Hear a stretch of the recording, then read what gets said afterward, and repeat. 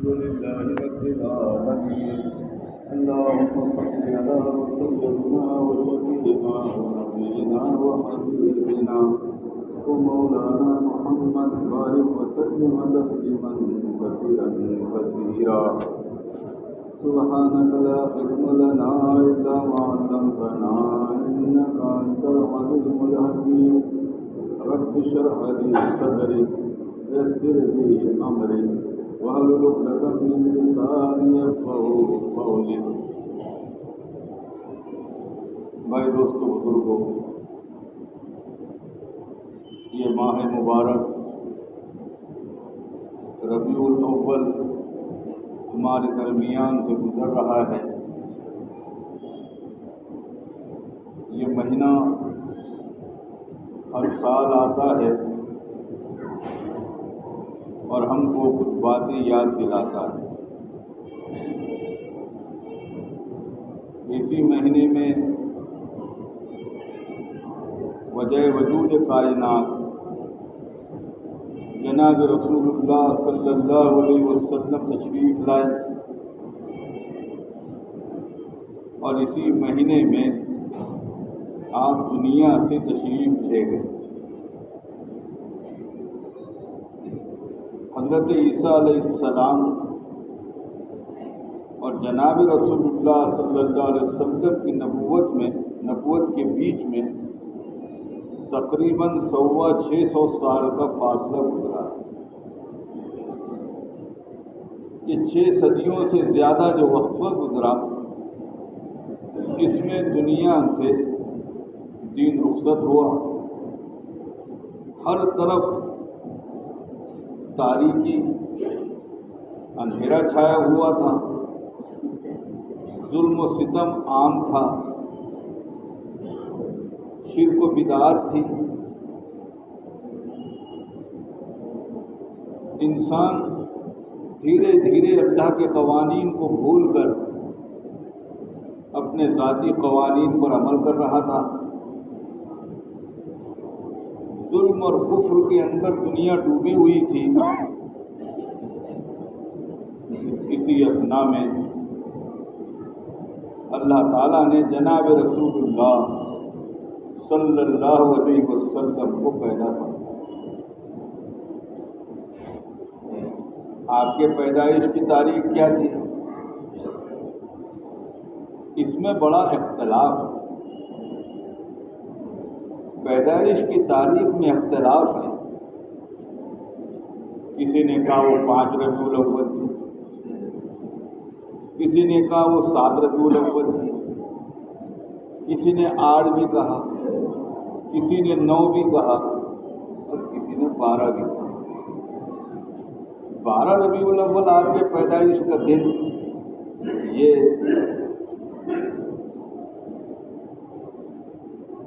طے نہیں بلکہ اس میں اختلاف ہے. اس کے علاوہ 2 مسلک دنیا میں ہیں. ایک دیوبندی مسلک ہے، ایک بریلوی مسلک. دیوبندی مسلک میں بھی اختلاف ہے، لیکن بریلوی مسلک میں یہ تاریخ فکس ہے. جو بریلوی مسلک کے امام ہیں اور اس کے بانی ہیں، انہوں نے کہا نبی علیہ السلام کی پیدائش کی تاریخ 8 ربیع الاول. 8 پکی بات ہے.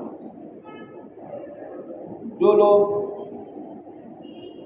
شمسی اور قمری مہینوں کا علم رکھتے ہیں اور بڑا گہرا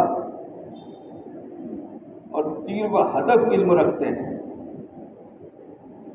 ایسے لوگوں کا کہنا ہے کہ آپ کی پیدائش تاریخ وہ 9 ربیع الاول،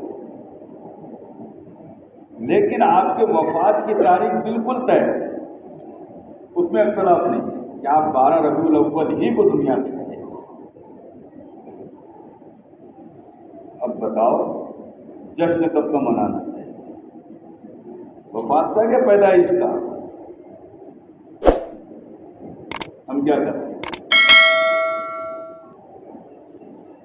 اللہ سمجھ عطا فرما دے. کہ پچھلے 35-40 سال پہلے تک 12 ربیع الاول کو 12 وفات کہا جاتا تھا، یعنی وفات کا دن۔ یہ 35-40 سال سے ہوا ہے۔ یہ نبی علیہ الصلوۃ والسلام پیدائش سے موت تک 63 سال ہوئے ہیں۔ آپ نے اشارتاً کنایتاً اس کا ذکر نہیں، اس کو منایا ہے۔ حضرات صحابہ کرام رضوان اللہ تعالی علیہم اجمعین سے زیادہ رسول اللہ صلی اللہ علیہ وسلم سے کوئی محبت نہیں کرتا تھا۔ 2.5 برس صدیق اکبر کے خلافت کے گزرے، 6 برس کچھ زیادہ حضرت عمر رضی اللہ تعالیٰ عنہ کی خلافت کے گزرے، حضرت عثمان رضی اللہ تعالیٰ عنہ کے 12 برس خلافت کے گزرے، حضرت علی رضی اللہ تعالیٰ عنہ کی خلافت کا زمانہ جو بڑا گزرا۔ آپ ان تمام کی زندگیاں اٹھا کر دیکھیں تو کہیں پر یہ بات نہیں کہی گئی کہ رسول اللہ صلی اللہ علیہ وسلم کے پیدائش کا دن منانا چاہیے۔ یہ آیا کہاں سے؟ 400 سے زیادہ یعنی 450 سال کے بعد جب مسلمان حاکم بنے اور دین زندگیوں میں نہیں تھا، انہوں نے اس کو شروع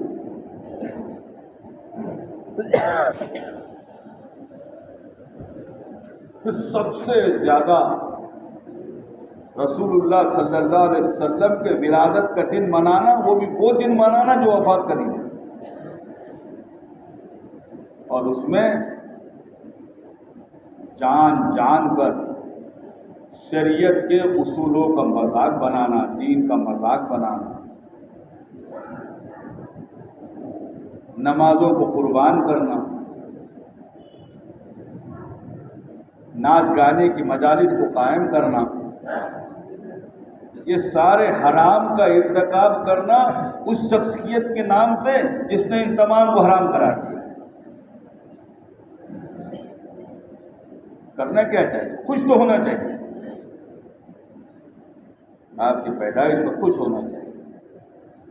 کیا آپ کے پیدائش کے دن کرنا کیا چاہیے؟ خود نبی علیہ الصلوۃ والسلام نے ارشاد فرمایا، تاریخ کو تو رسول اللہ صلی اللہ علیہ وسلم زیادہ اہمیت نہیں دی، دن کو البتہ اہمیت دی، پیر کا دن۔ فرمایا ہر پیر کو روزہ رکھا کرو، ہر پیر کو روزہ رکھا کرو۔ تو چلو 52 پیر آتے ہیں پورے سال میں، تو 52 دن روزہ رکھا کرو۔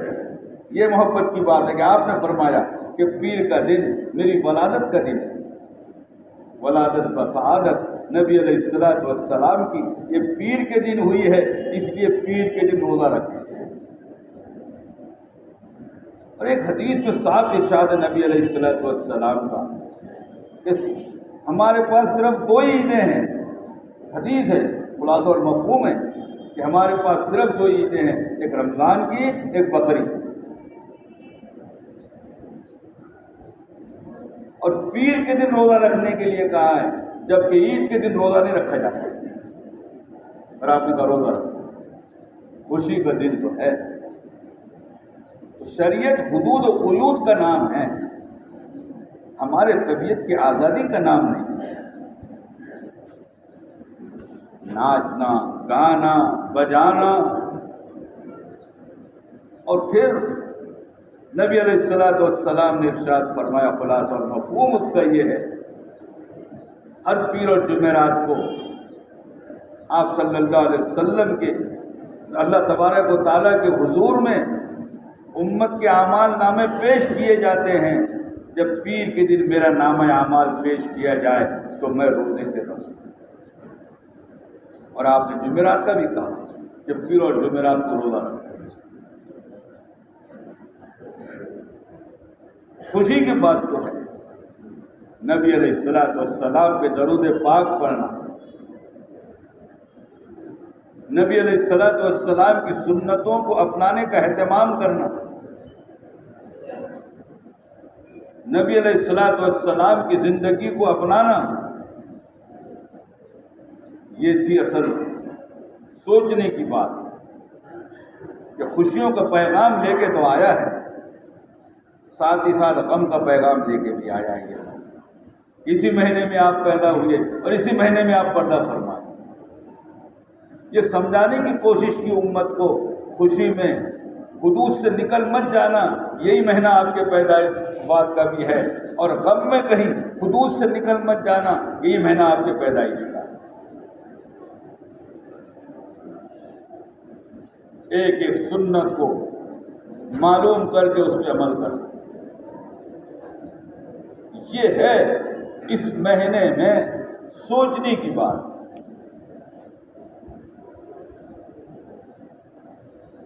بھائی دوستو، تو اللہ تعالیٰ نے صاف اعلان فرمایا، بڑی خوشخبری سنائی قرآن میں، قل ان کنتم تحبون اللہ فاتبعونی یحببکم اللہ۔ قرآن نے مستند کر دیا،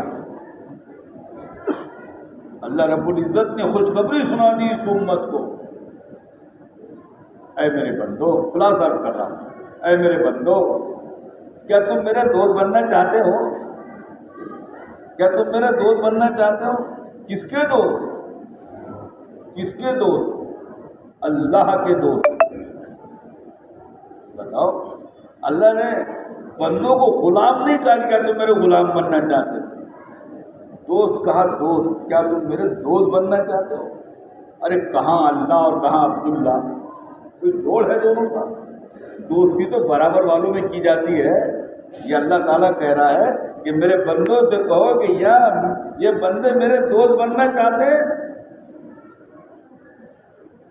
وہ اللہ خالق و مالک، وہ کہہ رہا ہے ہم جیسے گنہگار بندوں سے میرے دوست بننا چاہتے ہیں۔ کسی ملک کا صدر نہیں، UN کا صدر نہیں، کوئی دنیا کا بڑا اور مالدار آدمی نہیں، سارے خالق کائنات، سارے کائنات کا خالق یہ کہہ رہا ہے بندوں سے کیا تم میرے دوست بننا چاہتے ہو؟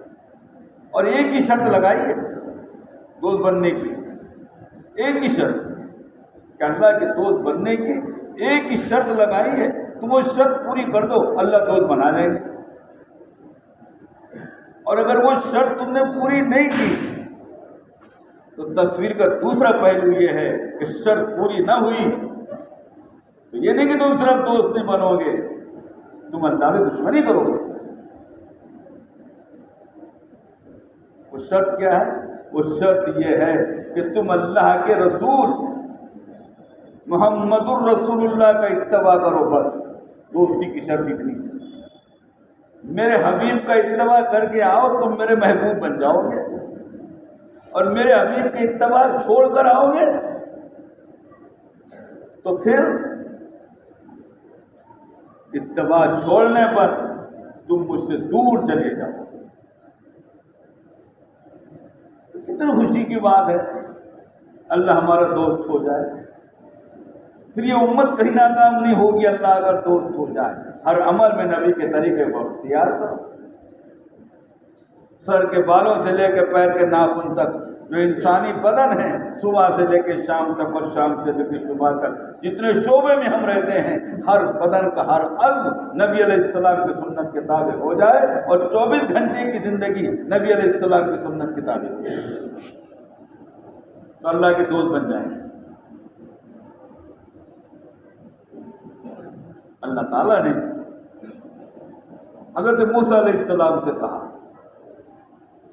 قرآن نے اس کو ذکر کیا، خلاصہ اور مفہوم اس کا یہ ہے کہ تم فرعون کے پاس جا کے دعوت دو۔ تو موسیٰ علیہ السلام نے 2 باتیں رکھی، یا اللہ میں جب اس کے پاس پہنچوں گا دعوت کی نسبت پر تو اس کو 2 باتیں یاد آئیں گی۔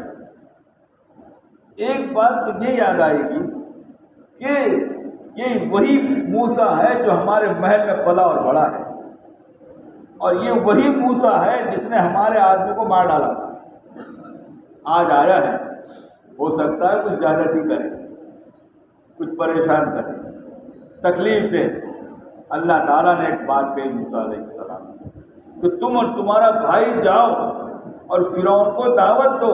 جب تم دونوں فرعون کو دعوت دے رہے ہوں گے تو تیسرا میں وہاں موجود رہوں گا، اللہ موجود رہے گا. میں یہ کہتا ہوں جب موسیٰ علیہ السلام سے اللہ نے یہ وعدہ کیا کہ تم فکر مت کرنا میں تمہارے ساتھ موجود رہوں گا، تو بھائی دوستو بزرگوں، رسول اللہ کی سنتوں کا اتباع کرنے والے ہر ماحول میں ہر موقع پر یہ کہہ سکتے ہیں کہ اللہ تبارک و تعالیٰ کی ذات ہمارے ساتھ. ڈرنے گھبرانے کی بات ہی نہیں کہ اللہ ہمارے ساتھ ہے، لیکن شرط سنتیں ہیں. حضرت عمر رضی اللہ تعالیٰ عنہ کے زمانے میں مصر فتح نہیں ہو رہا تھا، کیا کیا جائے؟ نبی علیہ السلام حضرت عمر رضی اللہ تعالیٰ عنہ کو سپہ سالار نے خط لکھا کہ مصر فتح نہیں ہو رہا ہے، کیا بات ہے؟ تو آپ نے ان کو اشارہ کیا، اور یہ اشارہ صرف ان کو نہیں تھا، قیامت تک آنے والے مسلمانوں کو تھا کہ تمہاری جو فتح نہ ملنے کی وجہ افراد کی کمی نہیں ہے، ہتھیار کی کمی نہیں ہے، اسباب کی کمی نہیں ہے. تمہاری فتح نہ ملنے کی وجہ کوئی تم میں سے یا تمہارے اندر سے کوئی جناب رسول اللہ کی سنت چھوٹ رہی ہو. یہ سمجھایا کہ مسلمان کے ناکامی کی وجہ دنیا میں رسول اللہ کی سنتوں کا چھوڑنا ہے. اب جب امیر المومنین کا یہ پیغام پہنچا سپہ سالار کے پاس تو سپہ سالار نے مشورہ کیا، بتاؤ کون سی سنت چھوٹ رہی ہے؟ تو متفقہ طور سے یہ بات سامنے آئی کہ مسواک کا عمل چھوٹتا ہے. حالانکہ مسواک وضو میں کی جاتی ہے، مسواک کے بغیر وضو ہو جاتی ہے، مسواک کے بغیر کیے ہوئے وضو کے بعد نماز بھی ہو جاتی ہے.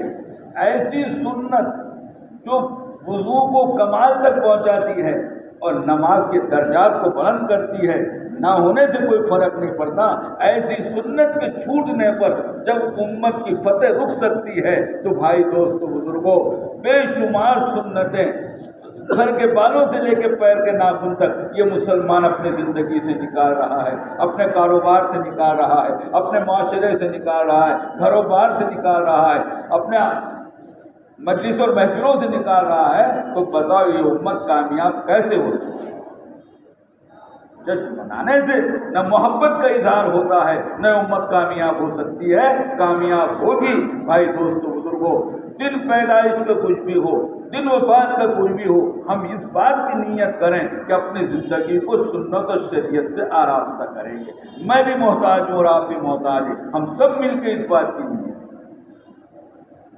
یہ کرنے کے کام دعوت کی اس محنت میں بھائی دوستو بزرگوں اللہ کے راستے میں نکال کر یہ غفلت کے ماحول سے، کام کاروبار کے ماحول سے، اپنے معیشت کے نقشوں سے کچھ دن کے لیے الگ ہو جاؤ، 120 دن کے لیے اور 40 دن کے لیے اللہ کے راستے میں چلو پھرو، تو انشاءاللہ تعالی دین کی اہمیت آئے گی، ایمان دلوں میں راسخ ہوگا، جسم پر رسول اللہ کی سنتیں ظاہر ہوں گی، اعمال کے اندر مزہ آئے گا. اللہ کے راستے میں چلو، کسی وجہ سے جانا نہیں ہوتا یا مقامی کام ہوتا ہے اس میں جوڑنے کی نیت کرو. الحمدللہ ہماری اس چھوٹی سے بستی سے ایک جماعت میڈاگاسکر کے اندر کام کر رہی ہے، اللہ نے اپنے فضل سے پہنچا دیا، ہمارے درمیان سے پہنچا دیا. بے شمار تقاضے بستی سے پورے ہو رہے ہیں. تو چند لوگوں کے کرنے کا کام نہیں ہے، یہ سارے لوگوں کے کرنے کا کام ہے، اور یہی کرنے کا کام ہے. اللہ ہم کو سمجھنے کی توفیق عطا فرمائے. آج جمعے کا دن ہے، عصر کے بعد دین کی بات ہوتی ہے، مغرب کے بعد دین کی بات ہوتی ہے، عشاء کے بعد حیات الصحابہ ہوتی ہے، حیات الصحابہ کے بعد مشورہ ہوتا ہے، بستی اور اطراف کے تعلق سے فکریں کی جاتی ہے، چل کرنے والے تھوڑے ہیں، بیٹھنے والے تھوڑے ہیں، نتائج تھوڑے آ رہے ہیں، اب سب مل کے بیٹھیں گے، سب مل کے سوچیں گے، نتائج زیادہ بھی آئیں گے انشاءاللہ۔ اللہ تبارک و تعالیٰ مجھے اور آپ کو ان تمام باتوں پہ عمل کرنا آسان